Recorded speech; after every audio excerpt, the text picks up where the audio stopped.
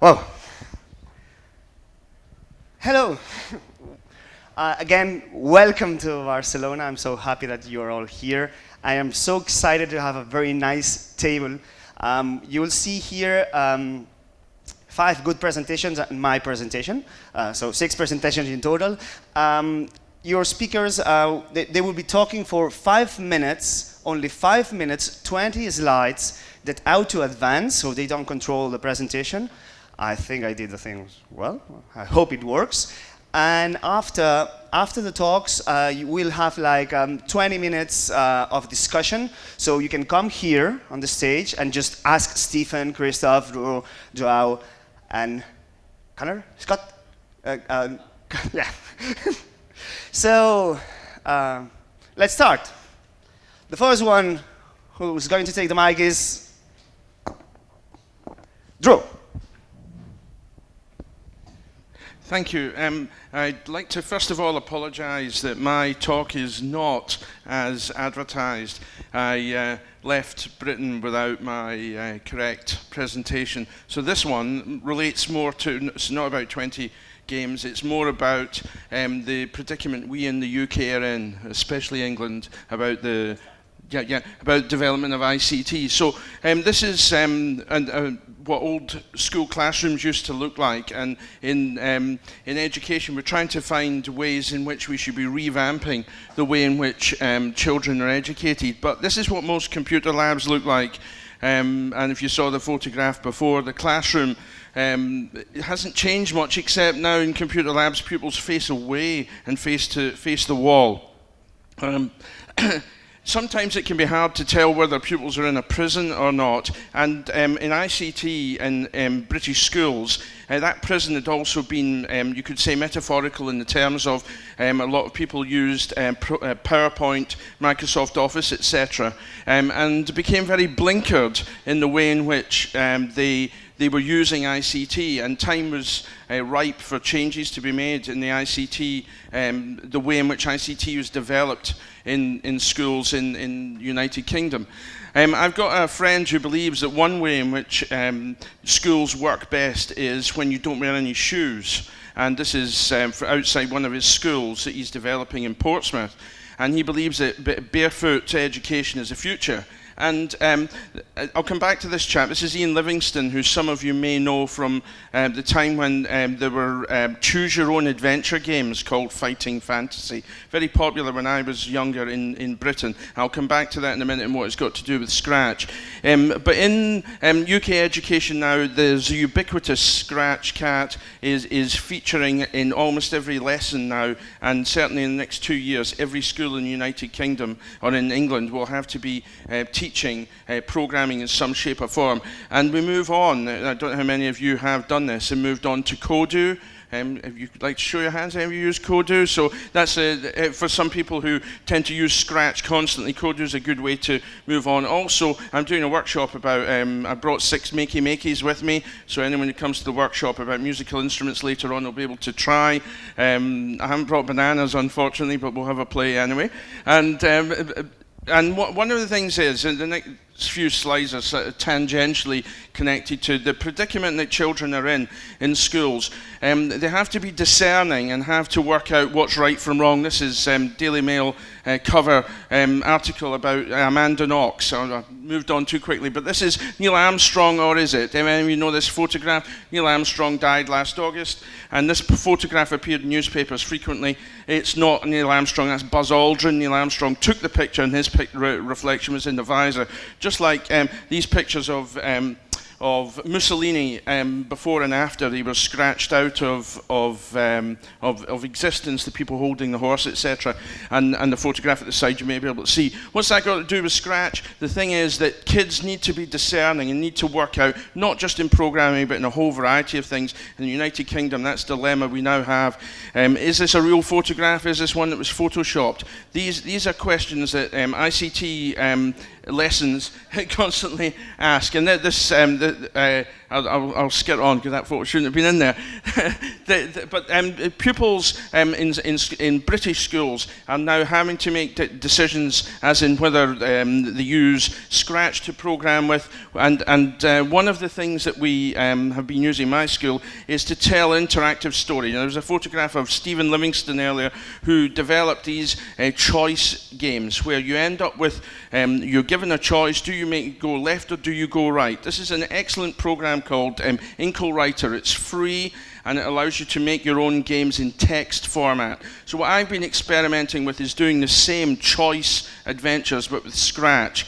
This man is called Joe Deaver, and he has really lovingly bequeathed his entire book collection of these choose-your-own-adventure games to open source. So you can make your own adventure games, and if anyone wants to find out from me how I've been doing it in Scratch, I'd be willing to help you. And this is an example, one of the front covers that may ring a bell if some of you know of those sorts of books, translated in many languages, and I'll show you how I've been using that Scratch, if any of you'd like to see me. Before I finish, it's worthwhile pointing out that in the United Kingdom, Teach Meets, a bit like this format of where we share stuff to inspire other teachers, those are taking off. You may even have heard of those. One I organised in London had 300 people at it. And you're more than welcome to find out from me more information about how to do that. And ultimately, this is the joy. This is a guy called Jack Andraka. If you Google for his name, you'll find out about him. But that's the joy I want to see in my classroom. And Scratch is the closest that comes anywhere near to achieving that. Thank you. Okay, just in time. So now it's Christophe's turn. Okay. Hello. I will present you a toolbox to imagine and program game with Scratch.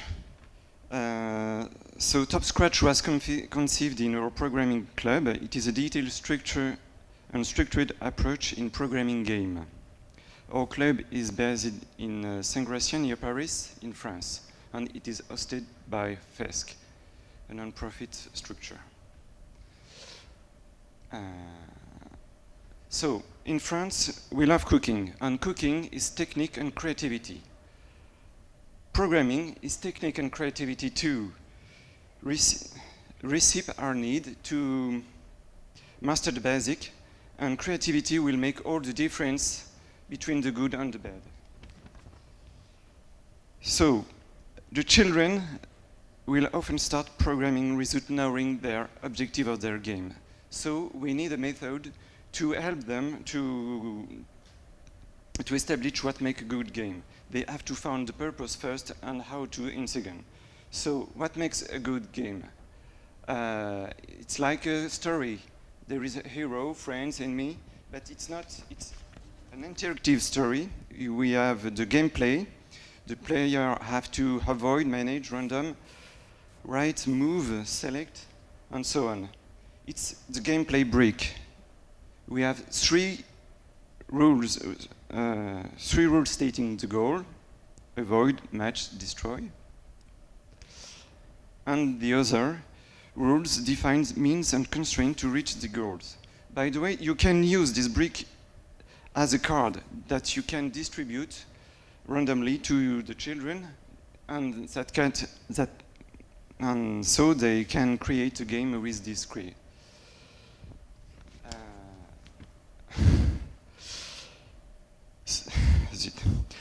After this, they have to find the spirit of the game and use the 5W to define their object in the game. The who, to define the character, is it the hero, the friend, the enemy, the place.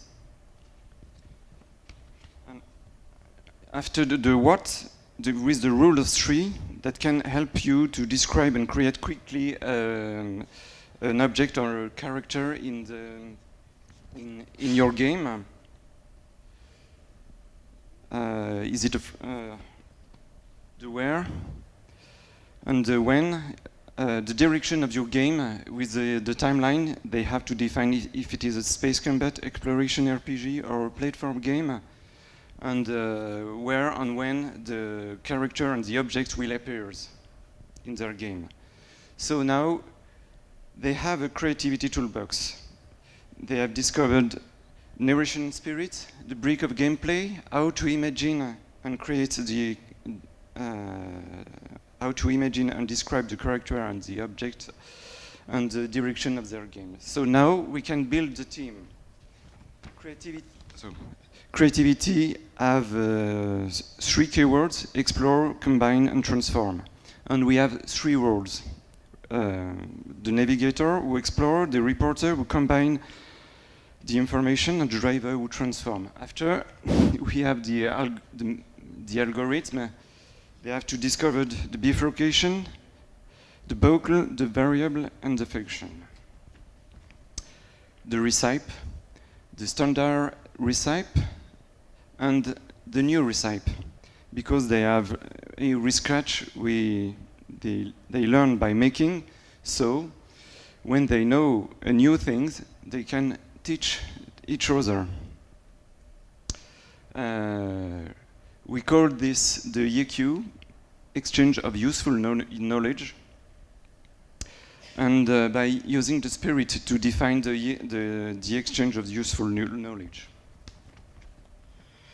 Afterwards, they can have some badge, yellow, blue, red, black, and so on. And the experiment continue with the young member of our club. Thank you.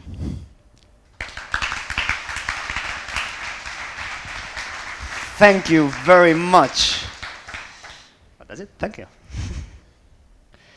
So our next presenter is Joao. AI? Okay.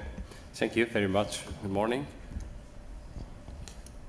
I focus my presentation on some challenge for us, the Scratch for computational and creative things, especially as a new approach to enhance the primary school teacher education. And the most important question today, not so today, but is what children should be learning in ICT lessons. I think it's one of the most huge questions, especially for the teachers and for all the educators. Okay, in Portugal, almost the education of primary teachers is done by the College of Education and in some universities. However, these schools, in my opinion, of course, do not prepare future teachers to teach the young to develop the interactive contents and developing logical problem solving. So, I came from College of Education in Coimbra, of the Polytechnic Institute of Coimbra, and there we start 4 years ago a program with Scratch, a training program with young students for the first year of our primary school, the future teachers. So, we have followed their progress and see that there are much things to fix, especially in the development of concept of computational thinking, and to change, especially in the thought of ICT curriculum in the primary schools. Okay. I underline and I present here a very updated report from Informatics Europe and ACM European Working Group, especially in this case of informatics education. Europe cannot afford to miss the boat. And there are some important questions there, some challenge we must resolve. Because in Europe, in my opinion, and I'm not so there, but we are losing the boat. We need not so people from computer science, but many other people working on that. So I think, and I leave this report because it's very interesting. Okay. I finished that. You've still got some seconds. No, okay. I put some recommendation. Recommendation 1, 2, 3, because it's very interesting to think about that, because it's a huge problem we have. Not so here, but in most of the world, but especially in Europe. Okay. Okay. Thank you very much.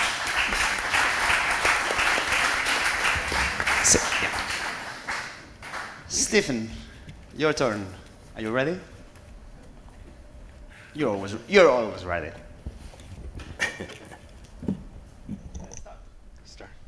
Hello everybody, my name is Stephen Howell. I'm very happy to be here today. Thank you for having me. I am, as you can hear from my accent, from China. And I'm going to be talking, no, I'm not really, I'm from the Republic of Ireland, so I'm not jet lagged like everybody else. I'm going to be talking today to teachers, which is very unusual for me, because usually I teach students who don't know anything, and you teachers know lots of stuff. This is the first picture that came up when I Googled teachers.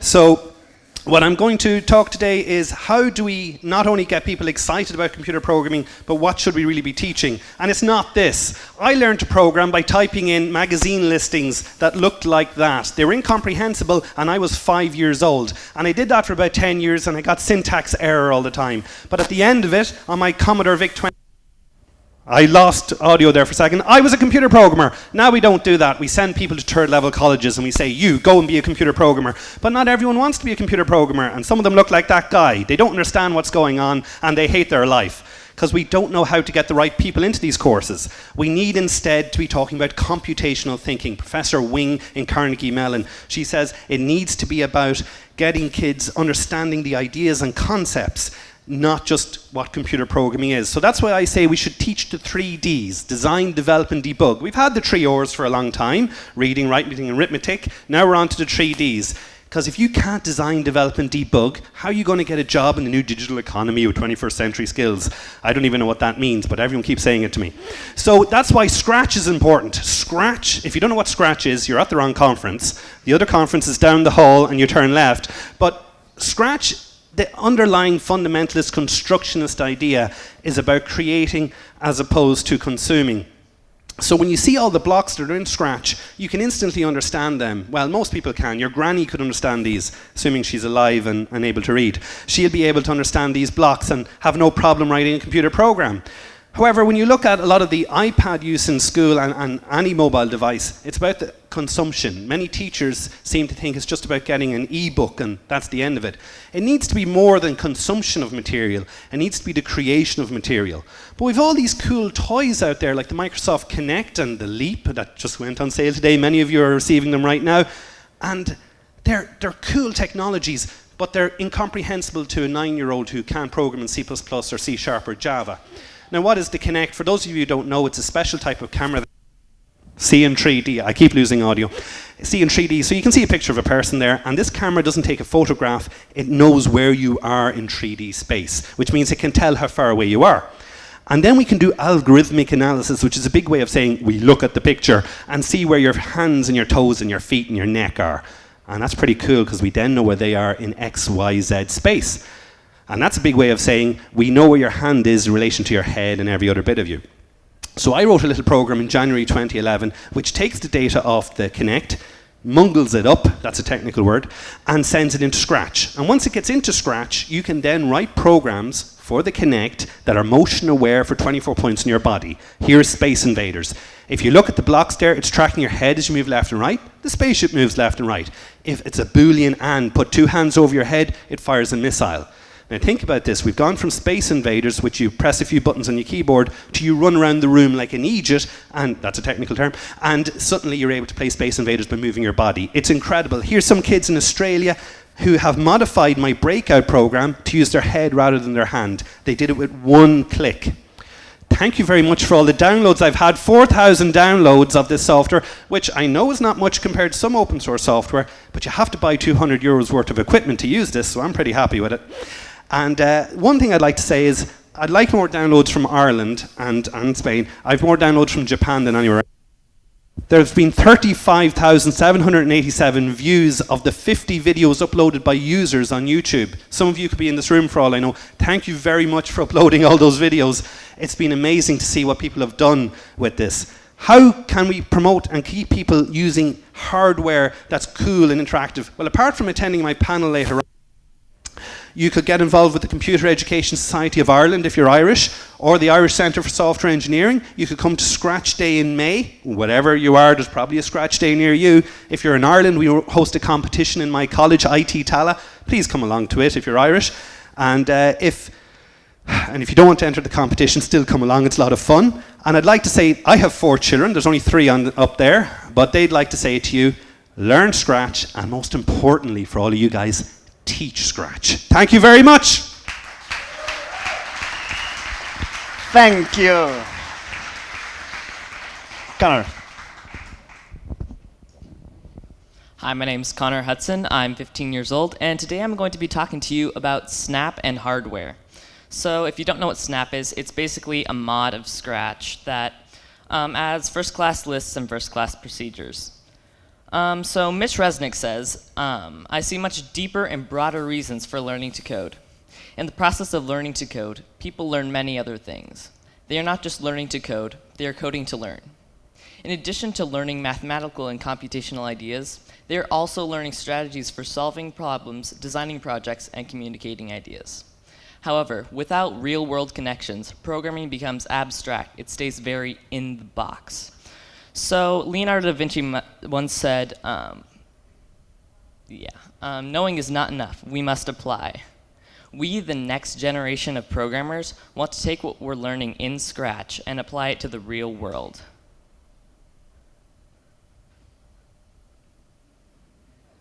Awkward silence. Yeah, sorry. Nice weather in Barcelona, isn't it?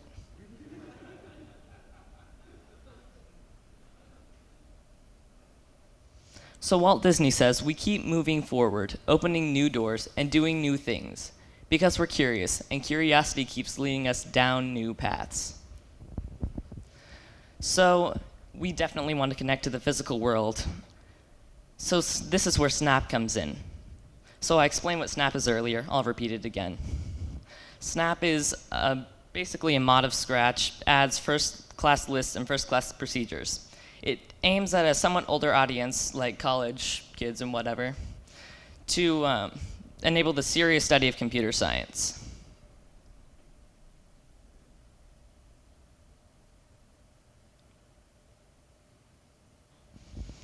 So yeah, Snap.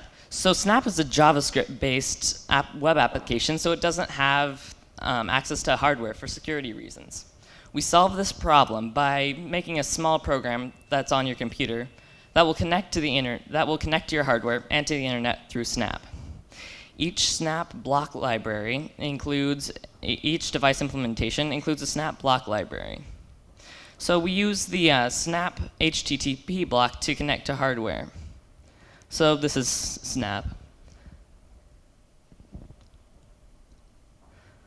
So the beauty of Snap extensions is basically that you can use multiple extensions with Snap.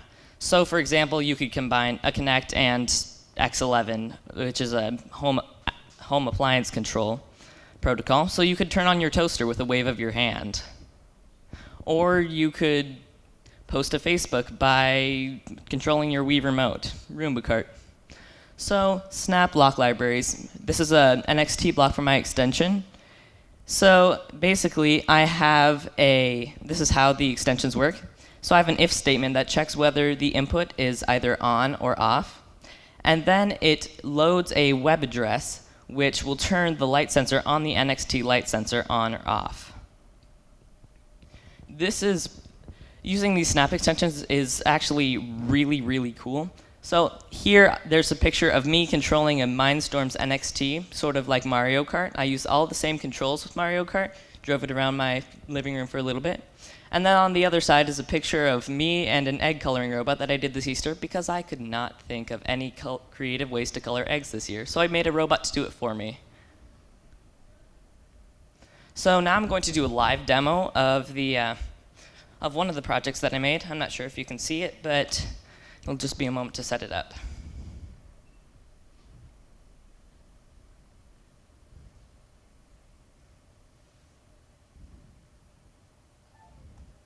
So there's the robot beeping. So here I have a leap motion in the Parallax S2 Scribbler robot. What I'm doing here, I can tilt my hand forward to control the robot. I can tilt it backwards to control it, or rather it should. So using the snap extension, I check whether I can, using 3 scripts, I can check, So I check what the tilt of my hand is and control the robot using that. Thank you very much. You can see the links from this at the website there. Thank you very much. Well, you could see it because after I talk for a while, we've got 20 minutes, so you can come here. Please come, ask questions to Stephen, to Christophe, to Drew, to Joao, and you can see the robot. It's cool, really. It's amazing. So I didn't rehearse my presentation. This is me with my friend. I've been teaching Scratch from, well, I think Scratch started in 2007. So I started in 2007, at the end of 2007. What happens when you arrive to a school? In 2008, all the teachers were like this. What is a Scratch? I don't want to do technology things in my classroom. They were not happy. And one day, after years, hey, there's a teacher that is doing Scratch. Does it happen in your school? There's only the ICT guy that is doing stuff, and the rest of the teachers are, oh, what are you doing? I know technology things. So after trying to do it like many times, trying to convince them, they have like this. Yes, and I want them to have to be really, really happy with Scratch, but it didn't work. They said, hey, Frank, it's good, it's fun, but I need to know how to use Scratch. Hey, good idea. Go to the internet, and our government and the people from Citilab, they made an online course. So a lot of teachers, they took the course. So now they could use a Scratch in their classrooms. Other ones said, they were brave. They said, no, I want to learn more. So they logged into Scratchit and started asking questions and finding more information. But only a small part of the group, then they attended to workshops. So they went there and tried to do something with robotics. But what happens is that they don't know how to use it in the classroom. I mean, they know how to use Scratch, but they are scared. They don't feel confident enough to use Scratch in their classrooms. So we decided to make a new method. I mean, in every school, you know, maybe there's one teacher that knows how to program using Scratch.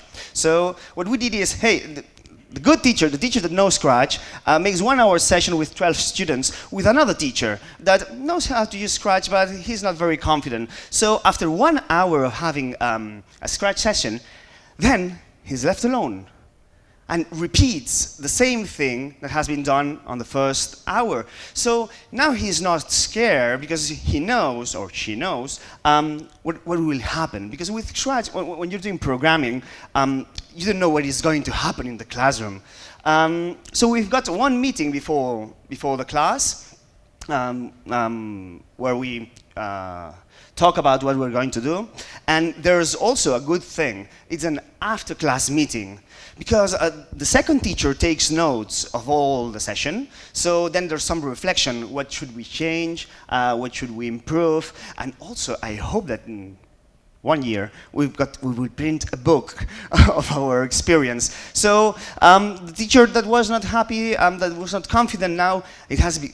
He's a Scratch teacher. Next year, what we're going to do? So in my school now we are 4 Scratch teachers, and next year I will be teacher training.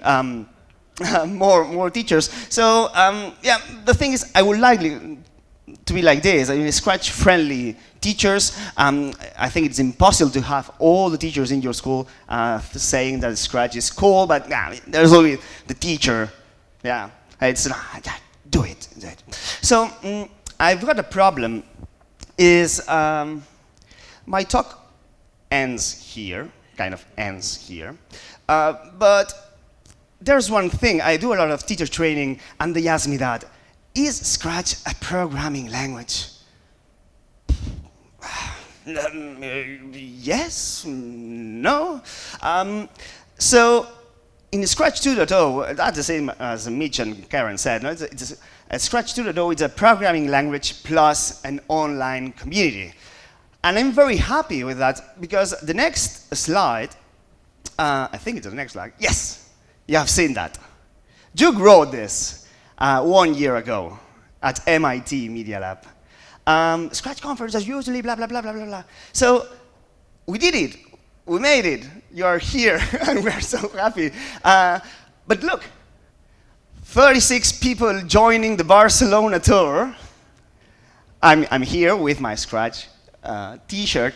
So I think that the best part of being a member of the community is that you're a member of an online community, but I can say we are members of an online family where you can call Uncle Duke, hey, I have a problem. You talk to Stephen, please, how do I do that? So I'm so happy you're here. Thank you very much.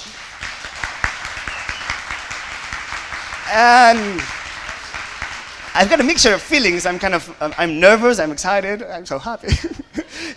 So usually there's the turn of questions and answers. So where you point type, I pass the mic. But we're not doing it this way. So if you've got questions or just talk a little bit with the presenters, just stand up and come here. Come on. Thank you very much.